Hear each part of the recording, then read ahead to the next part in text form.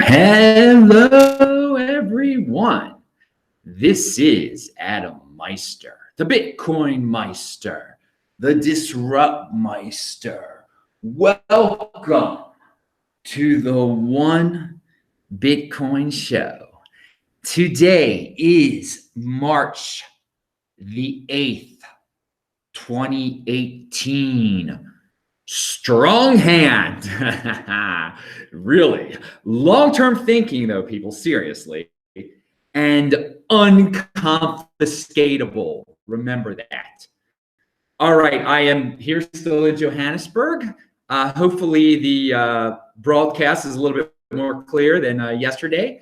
I'm wearing the shirt that Llewellyn gave me. Again, I wore it yesterday, but a cool guy space here. He's trying to do good things, so a shaft-free t-shirt, and I guess this is his information back here. Whatever. There are people doing some very interesting things here in Johannesburg. It was an eclectic group of people gathered. I'm going back today, obviously, in a few hours, so I'll give you a report. A lot of people talking Ripple and some ridiculous things. Some people are down to earth. Some people are totally newbie, and you got to be on the ground to really understand what's going on in a different country.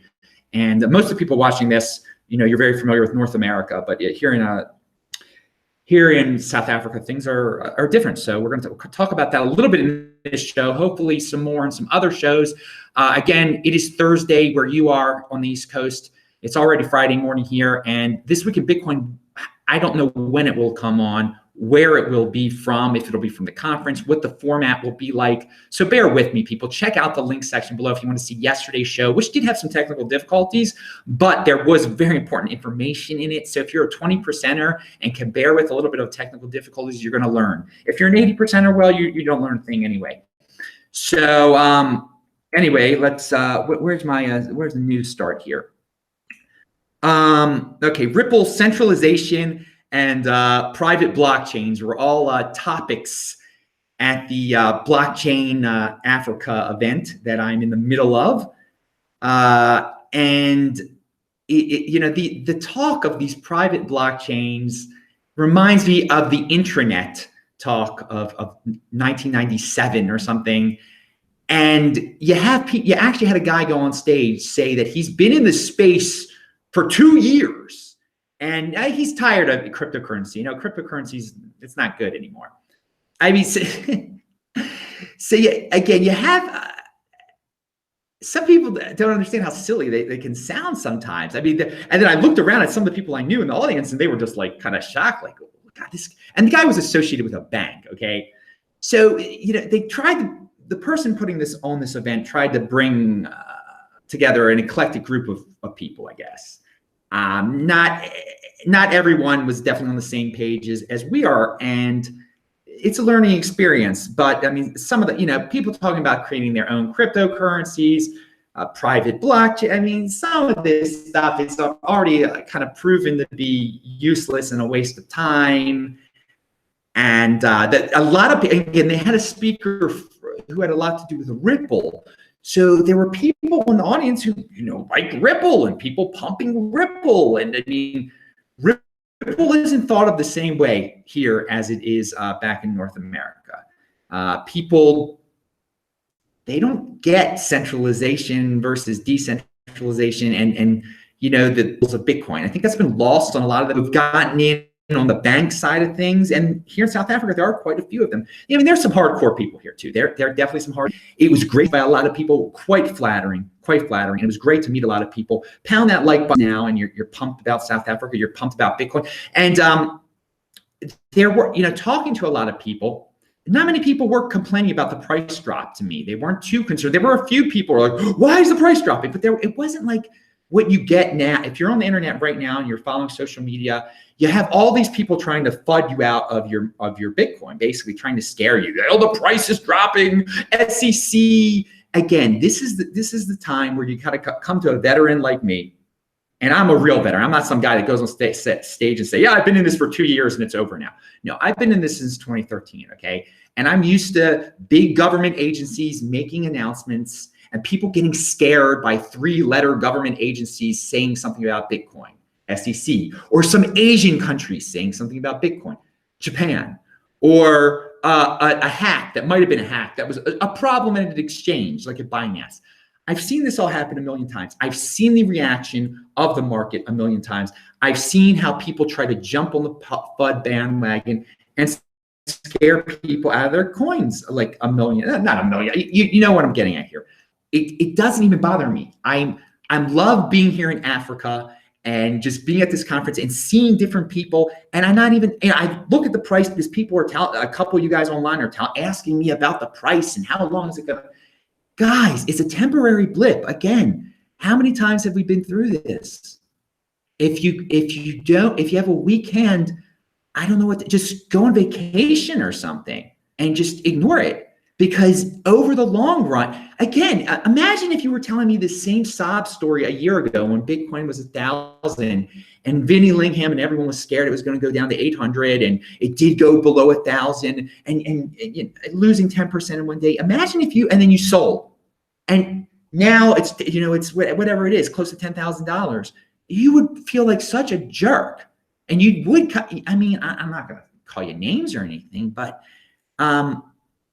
one day you're going to look back on this and be like, why was I worried? Bitcoin's worth so much more now.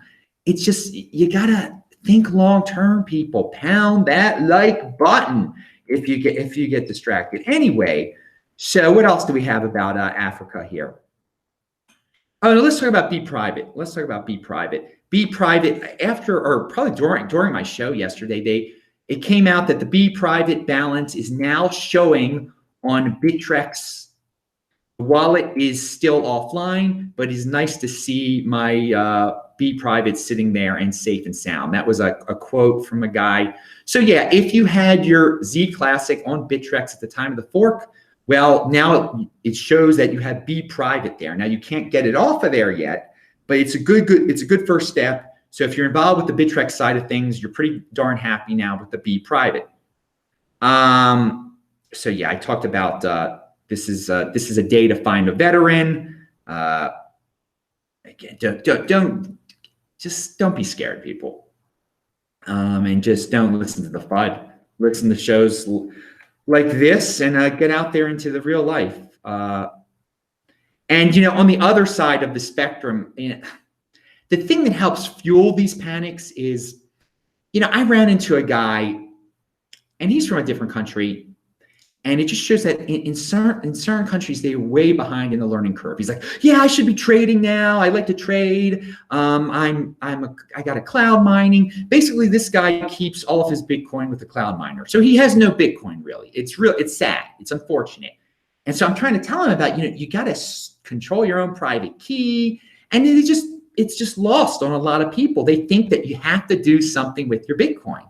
So all those people that are doing something with their Bitcoin, they help add to the fuel of days like this because they're weak hands, they're panicked, they have no clue. They think that cloud mining is a legitimate thing. I feel bad for this dude. And again, there are a lot of people in a lot of countries that have, and so their on-ramps onto Bitcoin are horrible on-ramps. They're like cloud mining. So they get a bad start and they just fuel the 80% side of things. And I hope guys like this, I try to show them the way, but there are a lot of 80%ers that are never going to learn. So we're always, the days that are bad in terms of fiat price drops, if you have a weekend, you're going to be affected because there are going to be more people that are calm, okay?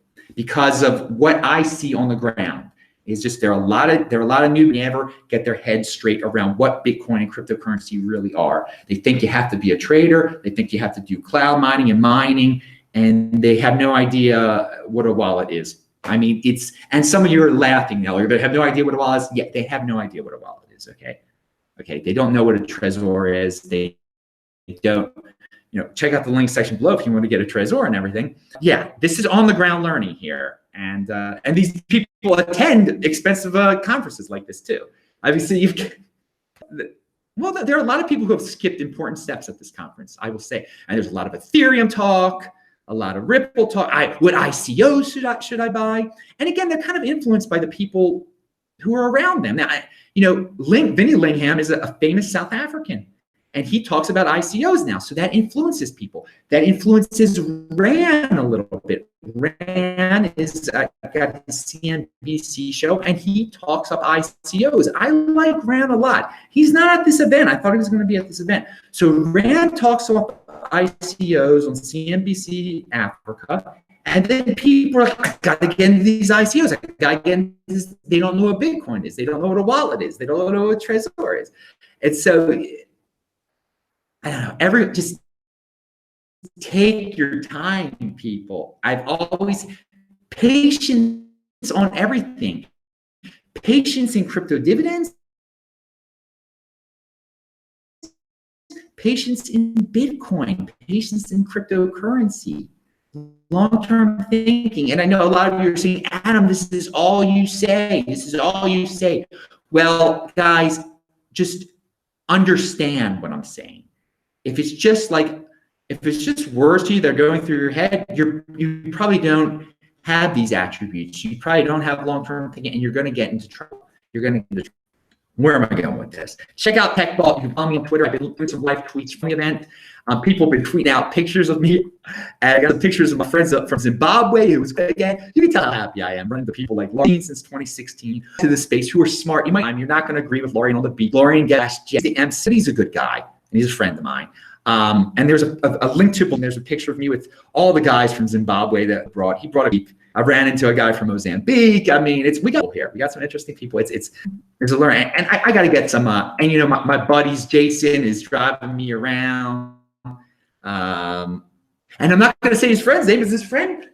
Dude, you know what? You don't want to get on the air, dude. You want to live vicariously through Jason. No, these guys are good. They're great guys. Jason in Pretoria. So remember, if you're in Pretoria, you want to network, contact me, adam@trezorhelp.com. I'll get you in touch with these guys in Pretoria. They're trying to do some good things. They're some great guys. And everybody, pound that like button if you want to see Jason on the show. He's a good guy from Pretoria. We need some more South African guests on.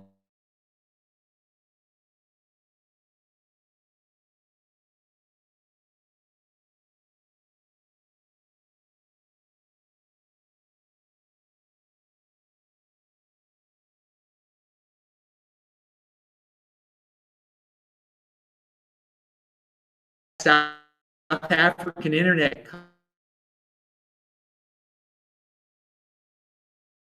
cut me off there. Sorry about that, guys. Guys, hey, in the live chat, can you guys hear me? Can you I gotta refresh it. Bear with me a second here. We're gonna have a little bit of delay. We're gonna have a little bit of lost connection. Anyway, hey, let's see. Hear me. Hey, if you're in there, you want to do a super chat, I'll answer your questions too. All right, let's see. So you guys hear me? I don't know. So we're just gonna. I trust that they hear me. Reload the. So you're in a different country, not in North America. You can't get information. So we'll be soon and out. Okay, maybe he'll be on this weekend. He just brought me bad luck. My whole video just crashed. That's great. Great opportunities at events. I'm always talking about being in motion, and oh god, the internet is really here. This is really unfortunate. But I hope you all get this, because this is kind of important. What I'm about to say. I told there were these guys that I met from an alt. I'm not going to give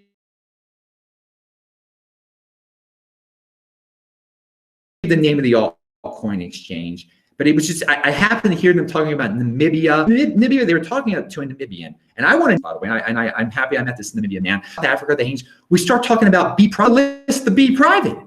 I'm all of a sudden like brokering deals, private listings in South Africa. Being in motion is all about people. Don't think that you're like such a small player that you can't do. You just have to have the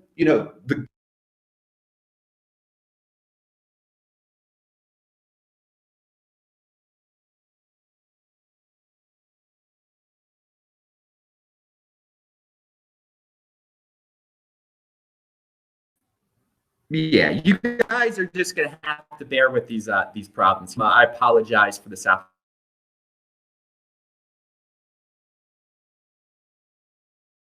African internet. What can I say? What can I say? But anyway, you got to have to go to people. Hey,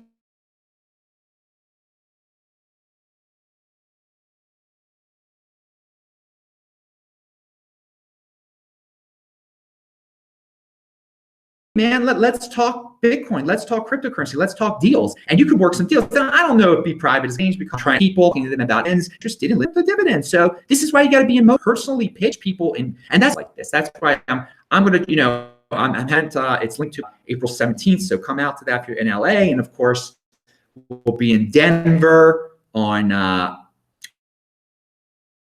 April the 25th. So these are network events, but go for it, people. So I learned, we're talking about savings accounts, and someone brought up, like, why in this day and age would anyone have a savings account anymore? Why? Cryptocurrency account. Why would you give a bank money to give 1%? That's something that like grandmas do, I guess. There are gonna be no savings accounts anymore. I mean, you want to give and let them loan it out? I mean, there's no reason to have a savings. Unfortunately, their rate of return is so low that you gotta things to get better. So a thing of the past. And I say that Bitcoin is the modern day savings account. So here's some bullish Bprivate information. The CEO of Trezor, Bprivate, I linked to a Twitter that below. He actually mentions the word though and says like things they would have to do. So it's on their radar. And so you got to be, as I mentioned above, you got to be patient. You got to be patient with the with this type of situation when there's a new crypto dividend that's come out, and just give it time. It's gonna, maybe Trezor will do something with it. The exchanges are taking their time listing any crypto dividend now. So there's a lot of people that are just trying to FUD crypto Bitcoin because they're impatient. Be patient. Check out those links, and you can learn more about the situation. Again, check out yesterday's video for more on that. And hopefully this video is coming out okay in terms of the sound quality. It's just amazing.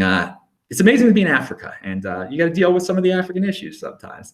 That's something they say in South Africa. It's Africa, when something like this happens, when you can't get a good connection. So I linked to an article by Chris Gilliard, he's in Motion. So I just linked to his articles. It's about privacy and privacy coins. All right, so check that out.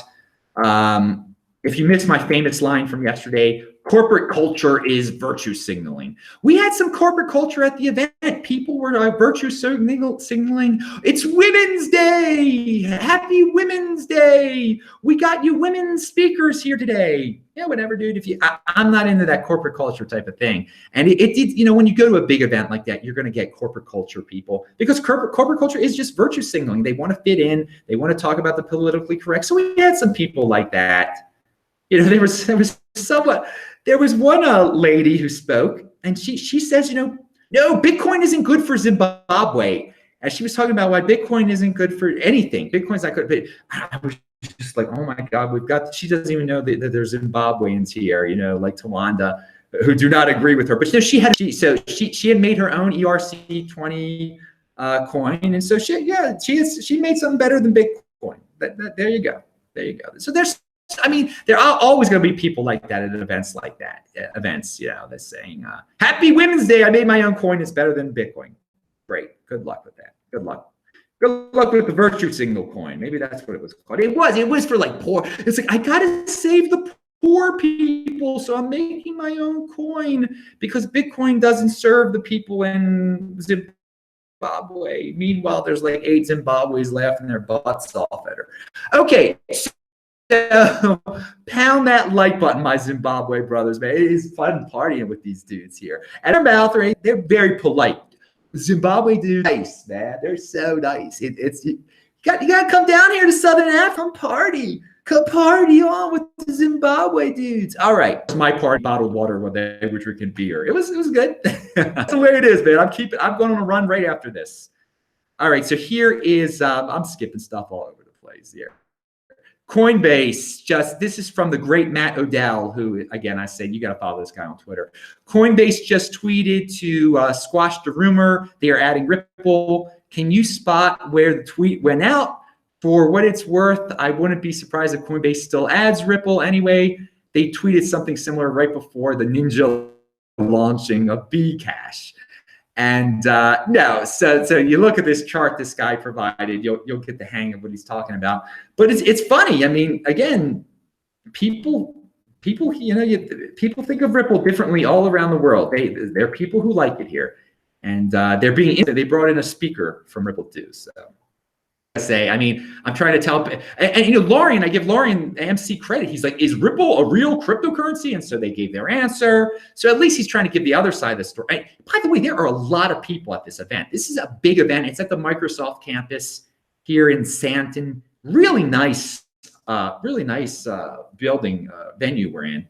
Having a good time. Having a good time. So again, for those of you who don't like Lorian anymore because he's a Bcash guy, I mean, he's trying to bring the truth in terms of what cryptocurrency is and centralization and, the Ripple.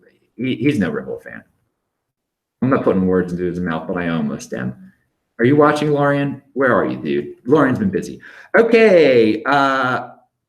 Again, so here's another tweet from Whale Panda. It says, the strangest thing about this guy selling $40,000 or 40,000 Bitcoin for Mt. Gox victims is that he just sold on exchanges. How can such an incompetent person be in charge of this? Just over the counter it. Well, for me, the strangest things of the whole Mt. Gox situation is, why didn't they just give the people their Bitcoin instead of because they're taking a cut of it. They're just giving people what it was worth in cash at the time of the hack. It's disgraceful. The whole thing's disgraceful, but it's gotten more disgraceful because they're selling it on exchanges and messing around with the price a little bit. Again, it's a temporary blip, but they're not. The guy over in Japan who's handling this is not doing this as professionally as he could do it, and it's unfortunate that they're getting cash instead of getting some of their Bitcoin back, which is not the way this should be done. So that's the strangest thing for me. People are, another thing, Coinbase fund. People really, they're all winners or just people who love traditional names like that. People are those traditional finance formats, index funds, the Coinbase index fund. But when they could just simply buy the underlying asset of Bitcoin. And here's a tweet that actually comments on that. Coinbase announces index fund. Oh yeah, here. So they'll evenly distribute money across 4 coins that are completely linked to the value of one of them. Awesome. So yeah, people, just buy the real thing. They're creating this fund of the 4 coins on Coinbase, which all deal directly with Bitcoin. Just own the Bitcoin instead of being impressed by index funds and traditional name. Don't get into that 80% paradigm. And actually, I have no interest in that. Your Bitcoin holders, you understand that one man's sold is another man's hold. Remember that when you see people selling and telling you to sell. Heck no, man, I'm a holder. You sell, I'll hold what you sold. I'll buy it for cheap. So one man's sold is another man's hold. The great Aaron Von Weirdum has an article about Dragon Mint, which is basically they use the A6 boost technology. They're taking away the people who want to monopolize that and use it as a bad thing. So it's a very, very interesting. It nullifies A6 boost for those who want to create havoc in the. Anyway, read the Dragon Mint story. Aaron does a better job of explaining this thing than I do. All right, well, that's the end of the show for today because who knows if it even got out there. Pound that like button, everybody. I do post a new show every single day, even when I'm in Africa, even when there's technical difficulties. I'm Adam Meister, the Bitcoin Meister, the Disrupt Meister. Remember to subscribe to this channel, like this video, share this video, check out the notes section below. Hopefully we'll have This Week in Bitcoin in some format or another in the next 24 hours or so. Bye-bye, everyone.